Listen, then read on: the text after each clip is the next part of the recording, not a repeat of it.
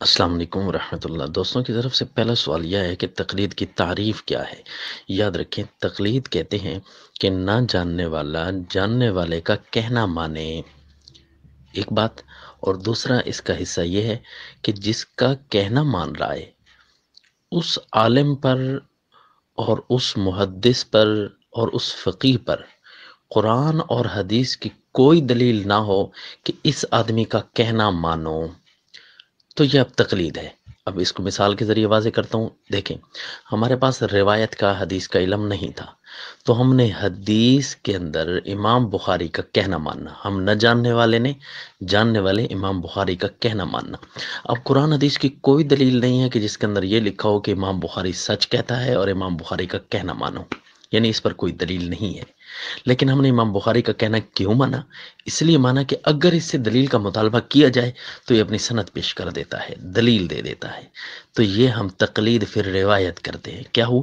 تقلید پھر روایت۔ تقلید پھر روایت میں ہم بہت سارے محدثین کی تقلید کرتے ہیں، اور ایک ہوتا ہے تقلید پھر تزکیہ، یعنی ہم نہیں جانتے کہ فلاں راوی ٹھیک ہے یا غلط ہے، تو جاننے والے یعنی راویوں کو جاننے والے ہمیں بتا دیتے ہیں کہ فلاں راوی ٹھیک ہے یا غلط ہے۔ اب مثلا ایک آدمی کا نام لیتا ہوں، امام احمد ابن حنبل، راویوں کے بارے میں بتاتے ہیں کہ فلاں راوی ضعیف ہے، فلاں صحیح ہے۔ ہم نہ جاننے والے اس سلسلے میں امام محمد کی تقلید کر رہے ہیں راویوں کے جاننے میں، تو اس پر قرآن حدیث کی کوئی دلیل نہیں ہے کہ امام احمد ابن حنبل جو ہے یہ سچے آدمی ہیں اور ان کی بات ماننا، کوئی قرآن کی آیت اس پر نہیں ہے اور نہ ہی کوئی حدیث رسول اللہ صلی اللہ علیہ وسلم نے بتائی۔ تو یہ ہم نے تقلید فی تزکیہ کیا، ایک تقلید پھر روایت کی، تقلید فی تزکیہ کیا۔ اس تقلید میں تو غیر مقلد بھی ہمارے ساتھ ہیں، وہ بھی کہتے ہیں تقلید پھر روایت بھی کر رہے ہیں اور تقلید پھر تزکیہ بھی کرتے ہیں۔ تیسری تقلید ہے تقلید فی درایت، یعنی کسی کی سمجھ میں اس کا کہنا ماننا۔ مثلا ہم ایک مسئلے کو نہیں سمجھتے، اس میں امام اعظم، امام ابو حنیفہ، امام شافعی، امام مالک، امام احمد ابن حنبل وہ ایک مسئلے کو سمجھتے ہیں، تو ہم اس مسئلے کو ان سے لے لیتے ہیں، اور ہم نہ جاننے والے ہوئے، امام حنیفہ جاننے والے ہوئے۔ اس پر قرآن حدیث کی کوئی دلیل نہیں ہے کہ امام حنیفہ رحمۃ اللہ تعالیٰ علیہ سچے آدمی ہیں، اس کو لے لینا، بلکہ ہم نے اس لیے ان کا کہنا مان لیا کہ اگر ہم ان سے قرآن حدیث کی دلیل مانگیں گے تو اپنے فتوے پر یہ قرآن حدیث کی دلیل دے دیں گے، لیکن ہم نے ان سے بغیر دلیل مانگے جب ان کا کہنا مانا، تو یہ ہوئی تقلید۔ تقلید کی تین قسمیں اور یہ تقلید کی تعریف دوبارہ سے مختصر عرض کروں کہ تقلید کہتے ہیں کہ کسی نہ جاننے والا جاننے والے کا کہنا مانے، اور اس جاننے والے کے وجود پر قرآن کی کوئی آیت نہ ہو، قرآن حدیث بھی کوئی موجود نہ ہو۔ یہ تین مثالیں آپ کے سامنے رکھ دیں، اور تقلید فی درایت، تقلید فی روایت، تقلید فی تزکیہ رکھا۔ اب دوسرا سوال یہ ہے کہ امام حنیفہ کی تقلید کیوں کرتے ہو؟ لیکن یہ سوال یوں نہیں ہونا چاہیے۔ پہلے تو یہ سوال یوں کریں کہ تقلید کیا جائز ہے کہ نہیں جائز، اس کے بعد جب تقلید جائز ہو جائے تو پھر شخصیت کی طرف آئیں کہ کس کی تقلید پھر جائز ہے۔ تو یہ لوگ امام حنیفہ رحمۃ اللہ علیہ کی تقلید کا سوال کرتے ہیں، تو ان سے پہلے پوچھو پہلے تقلید کو مانتے ہو؟ تو پھر ہم امام حنیفہ کی طرف آتے ہیں، پھر بتاتے ہیں کہ ہم نے امام حنیفہ کی کیوں کی۔ لیکن یہ تو سرے سے تقلید کے ہی منکر ہیں، تو ان کو کہو کہ پہلے یہ سوال کرو کہ تقلید کرنا جائز ہے کہ نہیں، پہلا حصہ۔ دوسرا حصہ، اگر جائز ہے تو پھر کس کی جائے؟ یہ دو حصے ہو گئے اس سوال کے۔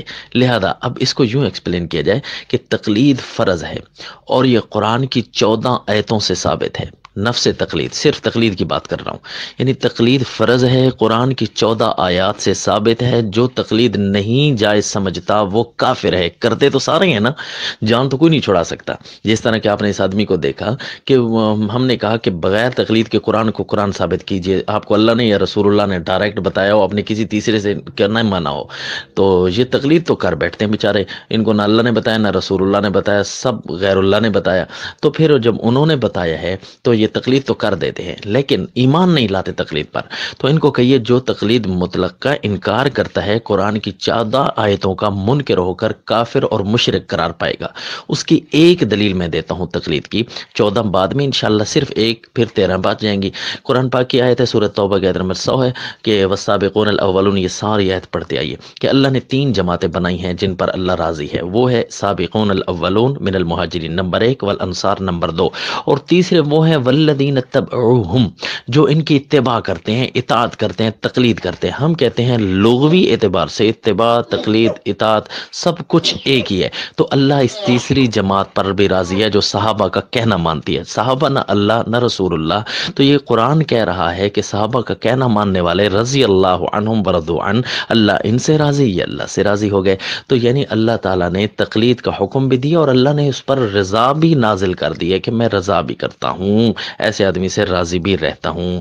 تو یہ تقلید قرآن کی ایک آیت سے بھی ثابت ہو گئی. کافر بننے کے لیے بھی ایک آیت کا انکار کافی ہے، اور مسلمان بننے کے لیے بھی ایک آیت پر یوں ایمان لانا کافی ہے. 14 آیتیں تقلید پر موجود ہے، اب 13 بقایا ہوئی. یہ آپ کو فار ایگزامپل ایک دے دی ایمان لانے کے لیے کہ ایمان ہونا چاہیے کہ تقلید فرض ہے اور اس کا انکار جو ہے کفر بنتا ہے. گزارش یہ ہے کہ جب آپ تقلید کے لیے یوں آیت پڑھو گے نا اتباع والی، تو یہ کہتے ہیں یہ تو اتباع ہے بھائی، یہ تقلید تو ہے نہیں. تو اب اس کے اوپر دو باتیں کیجیے. تو آپ ان کو کہیے اچھا تقلید کا رد کرو. تو تقلید کا رد یہ آیات اتباع کر کے پڑھ کے کرتے ہیں کہ مثلا قرآن میں ہے کہ اتبعوا ما انزل الیکم من ربکم، صرف اور صرف اتباع اس چیز کی کرو جو نازل ہو گیا ہے، لہذا تقلید نہ کرو. ہم نے کہا تقلید کے رد کے لیے اتباع کی آیت اگر چل سکتی ہے نا، تو تقلید کے اس بات کے لیے بھی اتباع کی آیت چل سکتی ہے، پہلی بات. اور دوسری بات ان کو یہ کہیے کہ اچھا ہم امام ابو حنیفہ کی تقلید کے لفظ سے آپ کو چڑھ ہے نا، تو ہم یہ کہتے ہیں ہم امام ابو حنیفہ کے متبع ہیں، ہم امام ابو حنیفہ کے مطیع ہیں. تقلید کے لفظ سے آپ کو چڑ ہے نا، تو بس اس لفظ کو تھوڑی دیر کے لیے نکال دیتے ہیں، تو اب ٹھیک ہے. یعنی امام ابو حنیفہ کے ہم متبع ہیں، امام ابو حنیفہ کے ہم مطیع ہیں، تو کیا اب ٹھیک ہے؟ تو یہ تقلید فرض ہے. اور یوں اس انداز سے جو ہے آپ اس کو ثابت کریں. ایک غیر مقلد کے ساتھ ہم نے صرف 15 منٹ میں مناظرہ کیا تھا. اس نے کہا اگر امام حنیفہ کے متبع ہو تو ٹھیک ہے. تو ہم نے کہا یہ لکھ دو. وہ لکھ کر نہیں دیتا تھا، بیچارہ اٹھ کر چلا گیا. اب رہا تیسرا سوال کہ تقلید تو جائز ہے، یعنی یہ ثابت ہو گیا، تو امام ابو حنیفہ ہی کی کیوں؟ تو یاد رکھیں یہی سوال شافعی پر بھی ہو سکتا ہے، مالک، احمد ابن حنبل رحمہم اللہ سب پر ہو سکتا ہے. تو ہم نے جو ہے جب اس لیے چنا، حضرت شاہ ولی اللہ رحمۃ اللہ علیہ کہتے ہیں آدمیوں کی دو قسمیں ہوتی ہیں. ایک ہوتے ہیں جاہل، جن کو پتہ نہیں ہوتا، جس علاقے میں پیدا ہوئے جس مجتہد کا فتویٰ چل رہا تھا لے لیا. تو چونکہ وہ پڑھے لکھے نہیں ہوتے، لہذا چاروں جب حق ہیں تو جس علاقے میں رہ رہے ہیں فرض ہے اسی پر کہ اسی علاقے کی بات مانے. لہذا اہل ہندوستان پر امام ابو حنیفہ کی تقلید واجب ہے، کیونکہ جب انہوں نے آنکھ کھولی نا تو امام صاحب کا فتویٰ سامنے موجود تھا، اور ساروں کے سب فتوے حق ہیں تو یہ مان لو. اور دوسرے رہے اہل علم. یہ یاد رکھیں غیر مقلد کا جو ہے نا، حضرت امام ابو حنیفہ رحمہ اللہ علیہ کی، حضرت امام شاہ ولی اللہ رحمۃ اللہ علیہ کی اس بات سے کافی چڑ کھاتے ہیں، کیونکہ ان کو مانتے بھی ہیں کہ یہ حق ہیں، اور پھر کہتے ہیں امام شاہ ولی اللہ نے لکھ دیا کہ اہل ہندوستان پر امام صاحب کی تقلید واجب ہے. اور اہل علم سے یہ پتہ چلتا ہے کہ ہم نے امام صاحب کو سلیکٹ کیوں کیا جب علم بھی پڑھ لیا. تو اس لیے سلیکٹ کیا ہے کہ امام صاحب رحمہ اللہ علیہ وہ تمام چیزوں میں فائق ہیں. خصوصاً ہم جب تھوڑا سا پڑھنے لگے ہیں نا، تو ایک ایک مسئلے پر ہم ڈسکس کرتے ہیں الحمدللہ، اور ہمیں دلائل کا رجحان یہی لگا ہے. تو بس ہم نے اللہ کو جواب دینا ہے کہ اللہ جو چیز حق لگی ہے، جس چیز کی طرف ہمیں استحباب زیادہ نظر آیا ہم ادھر ہی چلے گئے. تو ہم انشاءاللہ سچے ہیں اس مسئلے میں، اور جن کو استحباب امام شافعی رحمہ اللہ علیہ کی تقلید میں نظر آیا وہ ادھر چلے گئے تو وہ بھی سچے ہیں. اس بات کو بھی ضروری نوٹ کیا جائے کہ ہم امام صاحب کی تقلید کیوں کرتے ہیں.